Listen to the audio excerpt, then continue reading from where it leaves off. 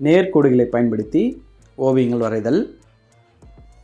ரிலேட்டடாக வந்து பார்த்திங்கன்னா இந்த ஸ்கேல் யூஸ் பண்ணி 2 கோடுகள் இது போல் வந்து ட்ரா பண்ணிக்கணும், கவர் பண்ணிக்கோங்க. முன்பகுதி வந்து ஒரு சிறிய வட்ட வடிவம் ஓவியம் வரைஞ்சிக்கோங்க.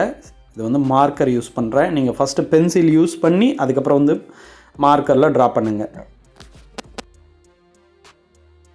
அடுத்தபடியாக இந்த தீபம் அழகாக வந்து ட்ரா பண்ணிக்கோங்க. இப்போ நம்ம வரைகிற ட்ராயிங் வந்து மேட்ச் ஸ்டிக்ஸ் பாருங்கள். இந்த மாதிரி பேட்டர்ன் வந்து ஈஸியாக ட்ரா பண்ணிக்கோங்க. ஸோ இந்த இடத்துல கருப்பு பகுதி. அடுத்ததாக நம்ம எடுத்துருக்கிற கலர் ப்ரௌன். ஸோ இந்த ஸ்டிக்கோட கலர் வந்து ப்ரௌன் கலர் வந்து ஃபில் பண்ணுறோம்.